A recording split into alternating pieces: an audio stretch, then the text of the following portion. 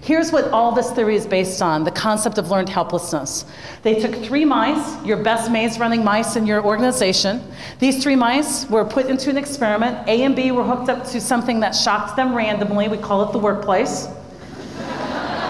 Mouse C was not hooked up to anything. We call that top leadership, okay? Just kidding. They got no shocking.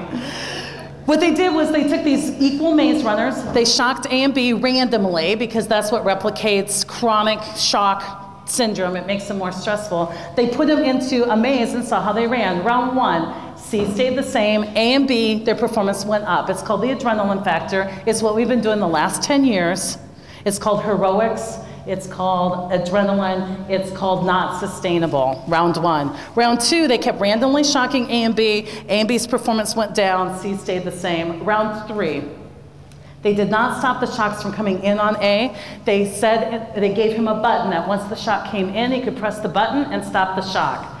Did not stop it from coming in, gave him impact once it was there. B never got a button, C never got shocked. Round 3. C's performance stays the same, awesome in the control group, says your experiment could be valid.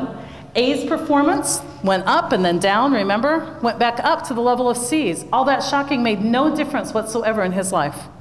B generalized, I can't stop the shocking, to I'm not even gonna attempt to run the maze, and got into learned helplessness, didn't even attempt to run. Let's look at your workplace.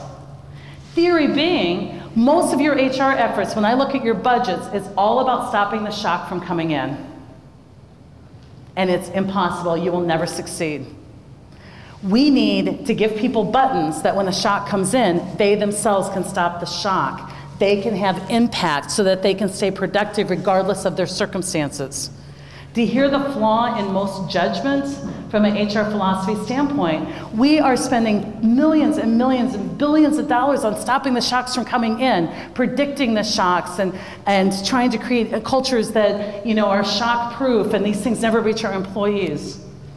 We're using training and development to try and make perfect employees. I think you should have teamwork so that every employee who makes a mistake, the mistake just never reaches the customer, because the team is so good at not judging and helping that they mitigate every risk regardless of who started it.